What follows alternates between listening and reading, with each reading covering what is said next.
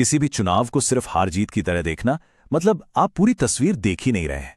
आज हम रायपुर शहर उत्तर के जनादेश को परत दर परत समझने की कोशिश करेंगे।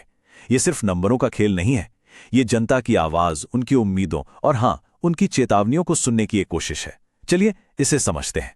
तो छत्तीसगढ़ के बिल्कुल बीच में है रायपुर शहर। उत्तर ये सिर्फ एक चुनावी क्षेत्र नहीं है, बल्कि व्यापार, समुदाय और अलग अलग तरह की जिंदगी का एक धड़कता हुआ केंद्र है। यहाँ की हवा में आपको कारोबार की हलचल मिलेगी और यहाँ की गलियों में एक ऐसे वोटर की आवाज गूंजती है जो बहुत जागरूक है और अपनी मांगे रखना जानता है। एक ऐसा वोटर जो सवाल पूछता है, जो हिसाब मांगता है। और देखिए, यही तो शहरी राजनीति की असलियत है। ये बहुत पर्सनल होती है। यहाँ डाला गया हर एक वोट आपकी रोजमर्रा की जिंदगी पर दिया गया एक फैसला होता है। सड़क का एक गड्ढा, पानी की किल्लत या बढ़ती महंगाई का बोझ, ये सब चुनावी मुद्दे बन जाते हैं। राजनीति यहाँ के लोगों के लिए कोई दूर की चीज नहीं, बल्कि उनकी जिंदगी का एक जरूरी हिस्सा है। तो सवाल ये है कि रायपुर उत्तर की नब्ज क्या कहती है। आइए सबसे पहले यहाँ के लोगों को समझते हैं। उनका सामाजिक ताना बाना कैसा है और वो कौन सी बातें हैं जो उनके वोट देने के फैसले पर सबसे गहरा असर डालती हैं। यहाँ का जो सामाजिक ताना बाना है ना, वो काफी मिला जुला है। एक तरफ कुर्मी और तेली जैसे छत्तीसगढ़ी ओबीसी समुदाय हैं, जिनकी यहाँ एक बड़ी आबादी है। तो दूसरी तरफ जैन, अग्रवाल और मारवाड़ी जैसे व्यापारी वर्ग का भी अच्छा खासा प्रभाव है। इसमें एक बड़ी मुस्लिम अल्पसंख्यक आबादी भी शामिल है और हाँ, एक बहुत तेजी से बढ़ता हुआ युवा वोटर भी है। ये सब मिलकर यहाँ की राजनीति को बहुत दिलचस्प बनाते हैं। अब इस आंकड़े पर गौर कीजिए, 55 से 64% का लगातार वोटर टर्नआउट।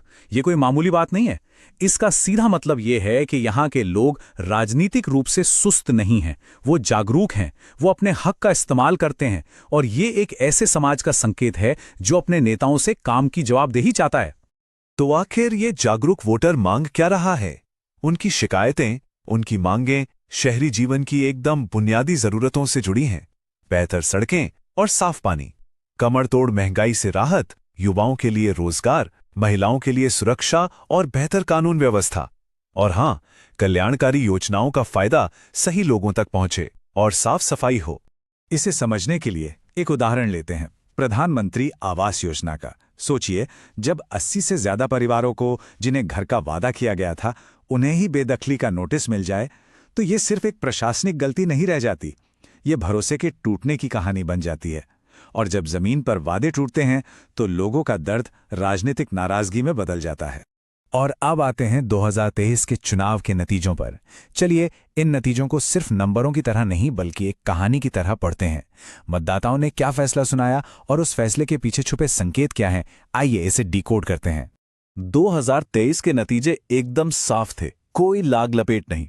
बीजेपी को मिले करीब 48% वोट, वहीं कांग्रेस सिमट कर रह गई लगभग 28% पर। और देखिए, एक निर्दलीय उम्मीदवार ने सबको चौंकाते हुए 20% से ज्यादा वोट हासिल किए। मतलब बीजेपी के लिए एक बहुत बड़ी जीत और कांग्रेस के लिए एक जबरदस्त झटका। जीत का अंतर देखिए, 23,000 से ज्यादा वोट। राजनीति में इसे लहर कहते हैं।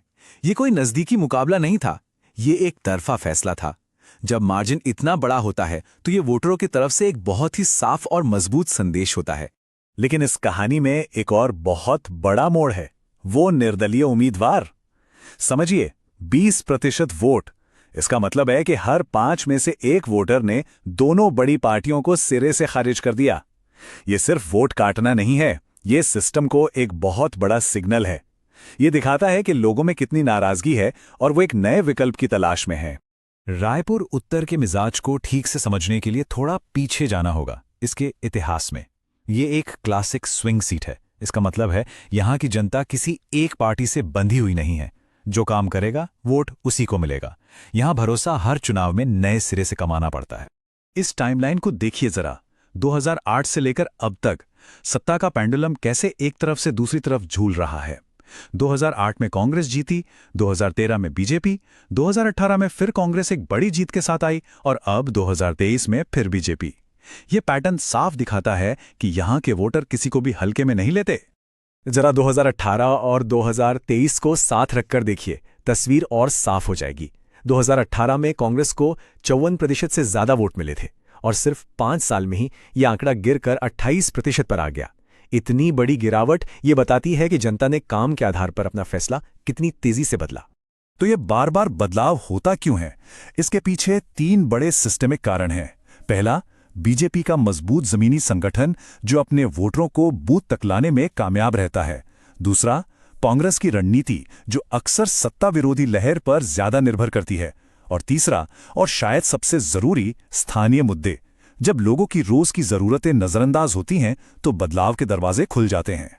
चलिए अब फिर से जमीन पर उतरते हैं और उन मुद्दों पर फोकस करते हैं जिन्हें लोगों ने अपनी सबसे बड़ी और सबसे जरूरी चिंता बताया। ये वो बातें हैं जो सीधे सीधे उनके जीवन की क्वालिटी पर असर डालती हैं। ये वो लिस्ट है जो सीधे लोगों के घरों से निकली है।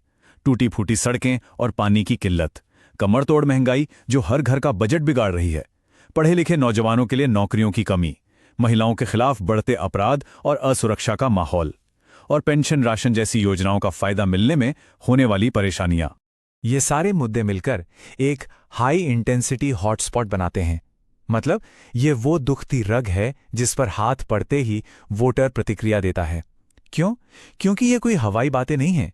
ये रोज की जिंदगी से जुड़े ठोस और असल मुद्दे हैं।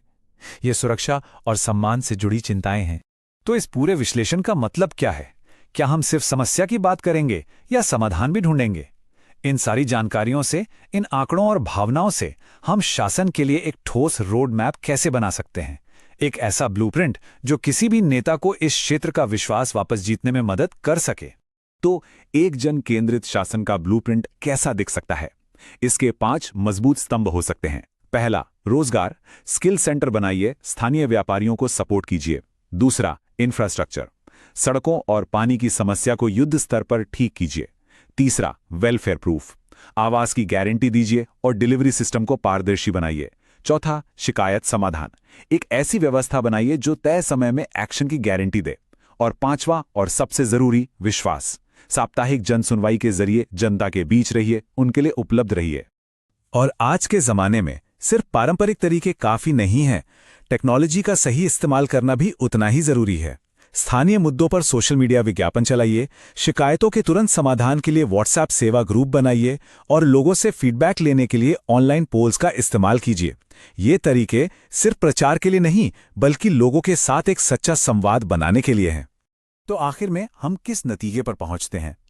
ये विश्लेषण सिर्फ एक चुनाव का पोस्टमार्टम नहीं है, ये एक नई तरह की राजनीति की तरफ इशारा है।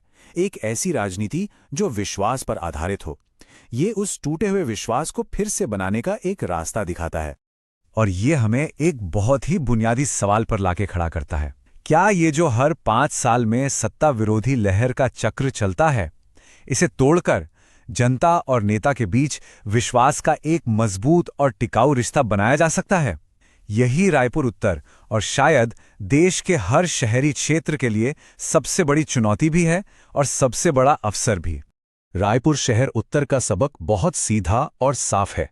वोटर सब देख रहा है। आज की राजनीति की नई करेंसी है जवाबदेही और विश्वास। वो आपको हर रोज अपने काम से लगातार कमाना होगा। अगर आप एक जन केंद्रित नेता बनना चाहते हैं और अपने निर्वाचन क्षेत्र का उत्थान करना चाहते हैं तो blueprintstrategies.ai से mgr@blueprintstrategies.ai पर संपर्क करें या 080 4204 1602 पर कॉल करें। Purpose beyond politics.